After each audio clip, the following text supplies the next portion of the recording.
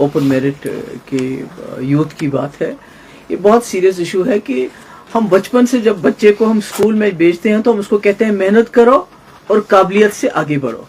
तो आज ऐसा हो गया है कि जो मेहनत और काबिलियत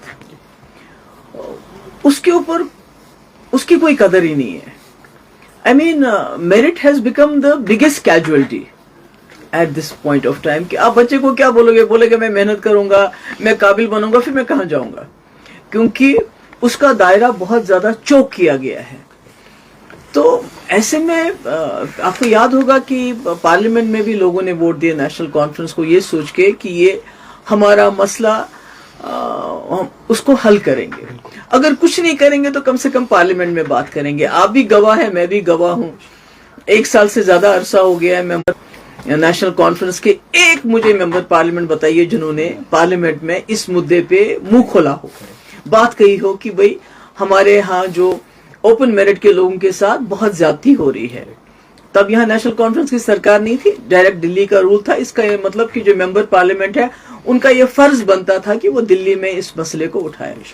उसके बाद दोबारा असेंबली में लोगों ने बहुत बड़ी तादाद में नेशनल कॉन्फ्रेंस को फिर इस मुद्दे पे वोट दिए, खासकर जवान इसमें बहुत शामिल थे, कि ये हमारी ये जो रिजर्वेशन है इसके रैशनलाइजेशन करेंगे ताकि किसी का हक भी ना मारा जाए, पर not at the cost of open merit कि उनको इतना you are pushing them to the wall.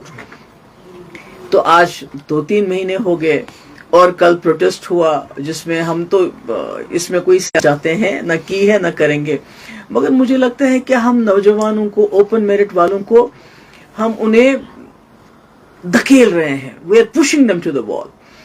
तो वो चीफ मिनिस्टर साहब के पास गए और चीफ मिनिस्टर साहब ने कहा 6 महीने का वक्त हो। अगर आपके पास 3 मेंबर पार्लियामेंट है लद्दाख को लेके, आपके पास 50 MLA हैं सब मिलजुल के, तो आप कहते हैं 6 महीने रुको। क्यों? ये सोचते हैं 6 महीने में कोर्ट का डिसीजन आ जाएगा, फिर मुझे कुछ करना ही नहीं है। तो अगर आपको कुछ भी नहीं करना है, अगर ये मामला कोर्ट नहीं निपटाना, तो फिर आप किस चीज की दवा हो? एग्जैक्टली ये सोचने। दूसरी बात ये है कि कम से कम इस वक्त जो ये सरकार कर सकती थी, अगर ये कोर्ट के डिसीजन को ऑर्डर करना चाहते हैं, फिर बोलेंगे जी कोर्ट डिसीजन आ गया, तो कम से कम जैसे मैंने 2018 में मैंने एक SRO 49 लाया था, जिससे जो पोस्ट ग्रेजुएशन में जो रिजर्वेशन होती है मैंने 75% ओपन कैटेगरी के लिए कर दी थी, क्योंकि जो स्पेशलाइजेशन है उसमें भी अगर मेरिट नहीं होगा तो फिर किस में होगा। दूसरी बात, ये जो रिक्रूटमेंट कह रहे हैं 6 महीने जब तक कोर्ट का डिसीजन आ जाएगा, तो 6 महीने तक मुझे बताइए जो भर्तियां होंगी लेक्चरर्स की, पुलिस में, दूसरे डिपार्टमेंट्स में, वो तो सारी पोस्टें खत्म हो जाएगी, तो फिर इन बेचारों के पास क्या बचेगा। तो मेरी मतबाना गुजारिश है उमर अब्दुल्ला साहब से कि आप अदालत पे ये मसला मत छोड़िए। आपके पास ताकत है, आपके पास 50 MLA हैं, आपके पास सरकार है, कोई ऐसा रास्ता निकाले कि जिससे जो पिछड़े हैं, जो जिनकी अपनी रिजर्वेशन है, वो रिजर्वेशन उनके पास रहे, मगर जो हमारी आबादी है ओपन मेरिट वालों की, उनको आबादी के हिसाब से उनको अपना हिस्सा मिलना चाहिए और इसमें अदालत के फैसले का इंतजाम हो जाना चाहिए।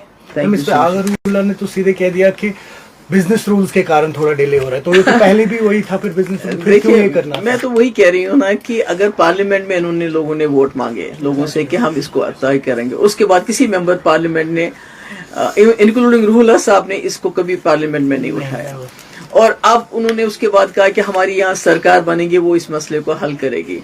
तो आज इस मसले को हल करने के बजाय देखिए, प्रोटेस्ट करने को तो कर सकते हो, उसके लिए आपको मेंबर पार्लियामेंट बनना जरूरी नहीं है, उसके लिए आपको पहले सरकार में आना जरूरी नहीं, वो तो कोई भी कर सकता है।